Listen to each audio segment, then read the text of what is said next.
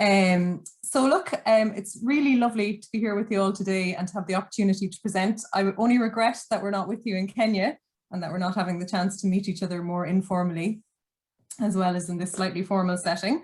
I am really glad to give this presentation today. My name is Marianne O'Shea. I'm a lecturer at the Department of Applied Social Studies at Maynooth in Ireland. And the topic of my presentation today is perhaps in one way slightly less practice-based. It's looking at some thoughts and some findings that have emerged from a piece of research that I carried out over the last couple of years. And it's a piece of research that looks at civil society participation and collaborative governance structures. So just to give you a brief outline, I want to look at an outline. I'll give you a little introduction about myself. And then in terms of the content of the presentation, there's a look at some theory, a look at some practice, and maybe an opportunity to look at some of the potential as to where we might go with some of the findings from this research. So about myself, my own background, my own academic background is in social science, it's in community development, and it's in global governance. Then in terms of my professional experience, I've worked as a community worker, I've worked internationally as a development worker, I've worked as a policy worker. I currently work as a community and youth work educator and an academic, as I said, at Maynooth University. And in terms of research, my interests lie very much in local development.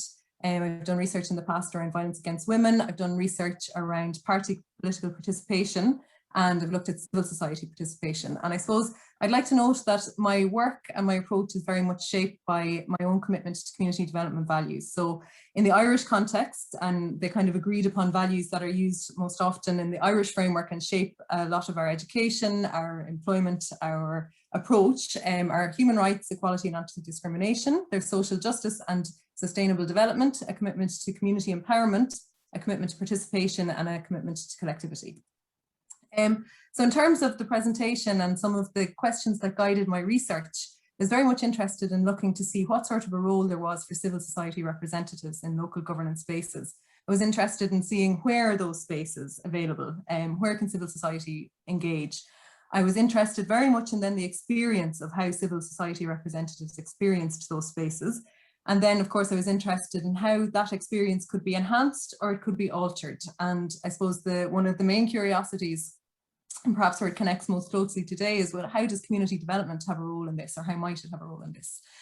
And I suppose just again to kind of centralize or contextualize this, I suppose, in context of community development in Ireland, I wanted to give some insight, and I'm sure as other colleagues from Ireland have presented over the last couple of days, you might have seen this. But in terms of Ireland, the agreed upon definition of community development is looking at it as a developmental activity comprised of both a task and a process. That task is considered to be social change, very much looking to achieve equality, social justice and human rights. And then that process is about applying those principles of participation, of empowerment, and of collective decision making in a way that's structured and coordinated. And that's the definition that was agreed upon by a multi-stakeholder consultation that culminated in a set of standards that were developed and produced and presented in 2016 by the All-Ireland Endorsement Body for Community Work, Education and Training. And then I suppose just contextualising that, community development is inherently a political activity. It's an educational activity, there's theoretical aspects, and it's about collective action for change, but it's embedded in that notion of being a political activity, looking at democracy as an engaged practice, looking at calling for participation and making debate, dialogue and deliberation central to community development's radical agenda.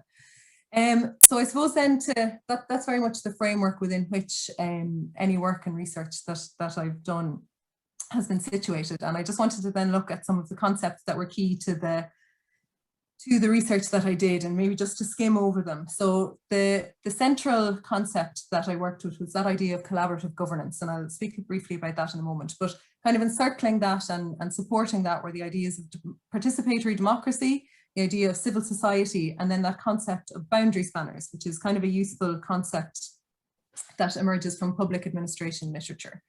In terms of, I suppose, participatory democracy, democracy we've noted is very much a key concern for community development. But I suppose as many people that are operating in very different contexts are aware, it's the adjectives that go with democracy that sometimes define the actions that are available to us or the options that are available to us. And so for this research, and I think for community work and community development in general, the idea of participatory democracy is an important one. And there's a sense broadly that people have become more and more disenchanted, detached and disillusioned by old forms of participation and that idea of traditional representative democracy.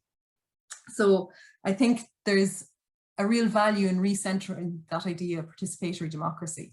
And it fits really, really well with community development. I think that idea of, you know, self-development, that idea of an equitable and humane society, that idea of democracy being more than just that traditional party politics, that individual citizen vote, but the idea of citizens engaging beyond the government and in all of the different dimensions of the state. And I suppose then if we're thinking about broadening that sphere for democracy and we're moving it outwards, civil society is the obvious place to focus our interest. So it's that place where we very much, I suppose it's the space where we collectivize, it's the space where people come together to generate shared analysis, it's a space where people come together to look at challenging the ideas and work towards common interests. And in the Irish context, there's very much, there has been in recent years a focus on that idea of deepening democracy, trying to create spaces where people are supported to engage and to I suppose, challenge some of the dominant actors in the political realm, and those in the public sphere. Then that idea, the third concept, so I suppose if you're looking at participatory democracy, if you're looking at civil society, you're looking at that relationship between society and the state. The third concept, and one that's really useful, and it comes from public administration, as I said, I think it's one that really fits well in considering the sort of competences and capacities that community workers and community development workers need to have, is that idea of boundary spanners. So boundary spanners are these people that are seen to bridge the spaces, so bridge between different areas, trying to bring, I suppose, the civil society and the state together, to bring different perspectives together and to bring different voices into different spaces. And I suppose what's really important about boundary spanners is the capacity to look at things from different viewpoints and to generate constructive spaces to debate these. Yeah, they have, I suppose, there's very much a focus on knowledge, skills and values. So they have knowledge across boundaries, they have skills that allow them to operate across boundaries, but equally the focus of their work is underpinned and shaped by different sets of values. And then finally, the final concept that is engaged with in my research is that idea of collaborative governance. So that idea of creating alternative spaces for policy making. And it's bringing together multiple actors, both state actors and non-state actors, to engage in real decision making to shape public policies. So there's a focus there, not just in the institutions, the places that are created to do this, but also the processes that happen within those spaces. So how are people's voices included, who are the stakeholders, how are decisions made? And then I suppose most importantly, there's a focus on the outcome. So what happens and for who is the, who are the public policy decisions that are made benefiting? So I'll move on. And then I suppose just to give a little bit of oversight in the Irish context, historically Ireland has had quite weak structures of subnational government. So it's very much been an ongoing focus on being financially dependent on the central government and equally responsible and answerable to the central government. There's two traditional functions within local government in Ireland, and it's very much focused on a provision of service for one, and then administering nationally decided policies at a local level. Over the last 25, maybe 30 years, as time ticks on, there's been a significant attempt to try and shift some of this, and there's been a couple of key policy moves during that time, and those moves have developed and constructed new spaces for that collaboration, for that governance to take place. And those spaces have been real opportunities for civil society to get involved and to engage in real policy making. And it's that space that my research focuses on. So the work that I did was looking at participation of civil society representatives, and I selected 3 case studies to focus on. And I'm using the abbreviations here, but the first of those case studies was the local traveller accommodation consultative committee. So a space where the traveller community in Ireland, who have traditionally been excluded fairly systematically from a number of the structures of the state, but in particular from the provision of housing within the state, have had the opportunity to engage with the state to try and seek responses and seek resolution of some of the outstanding issues.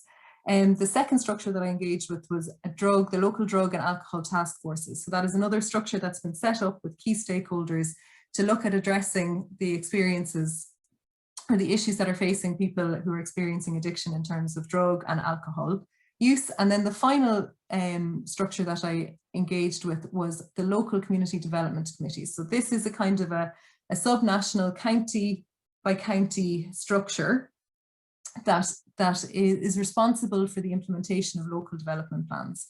The research that I did was qualitative. It was based on interviews with key stakeholders. There was a very particular focus, and this is where it links back to that idea of being shaped and informed by community development practice and values. There was a focus on social inclusion, on looking at how the marginalised voices were included in those spaces. There was also a focus on trying to examine if it was possible to look at community workers as boundary spanners. So who was creating those opportunities to move between spaces, to open up dialogue between spaces, to shift perspective between spaces. And ultimately I was using a collaborative governance framework as a framework to analyse the experiences of people. So again, it was back to focusing on the institutions, on the processes, and on the outcomes. So what did I find out? And I suppose these are the thoughts that I refer to in the title. It became very clear that in the Irish context, the starting conditions in terms of collaborative governance and in terms of the possibility for collaborative governance, the starting positions were essential. They're fundamental. They were often poor. In some of the cases, there was stronger starting positions than others, and in those spaces, the collaboration flourished. In the spaces where there wasn't strong starting conditions, collaboration very often didn't flourish. Trust was weak, and there was a real imbalance in some of the power within the various stakeholders. Yeah, so in terms of what needs to be done, there needs to be a focus on those starting conditions. There needs to be a sense of looking at the institutions, looking at the processes that are established, and looking at developing clear insight into who the outcomes are going to benefit and who has a role in shaping the outcomes that would be defined as successful by the various different structures. In terms of those boundary spanners, one of the key findings and one of the kind of key reflections that emerged from the research was a real question of why participate, and why as a civil society representative, if you're engaging in institutions and processes that are challenging and that are perhaps not leading to the sort of outcomes that you would like to see, why would you continue to participate? And I suppose it's one of those crucial questions that links back into I'm sure community development workers around the world consistently ask themselves, why do we bother to stay involved in processes that are inherently unequal, where there are inherent power imbalances? Well, the boundary spanners in the Irish context said that they do continue to participate. They feel that they need to be able to be there to impact, even in a limited way, on the priorities and to try and access the resources of the state. People want to be engaged. They want to have the possibility to engage at a strategic level and to try and address the structural and the systemic weaknesses. In some case, there's a real sense of desperation. There is no other show in town. While the structures that exist might not be ideal, while they might in fact be quite damaging, people are seeing their communities and their communities of geography and their communities of interest being destroyed. And if they're not involved in these spaces, they have no other outlet for their voice. So yeah, so what else, you know, how do we make sense of this? So that idea of being a representative is a real challenge, and it's been consistently more challenging in the Irish context since the community development. Over the last decade, the community development infrastructure in the Irish context has been dismantled, and the challenge of participation has increased since then.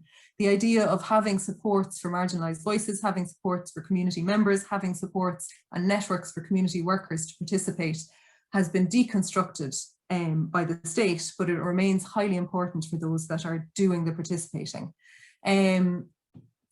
In terms of then, what might we do?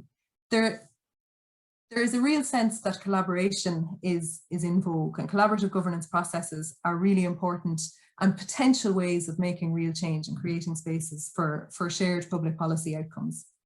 But there's a real need for capacity building. There's a need to focus on dialogue and deliberation. The capacity building isn't just for the civil society representatives, it's also for the public officials, it's also for the representatives of the state, it's for the civil servants that are involved. There needs to be new approaches to building relationships. There needs to be training. There needs to be a focus on strategy. And there needs to be new processes, ways of doing things within these structures.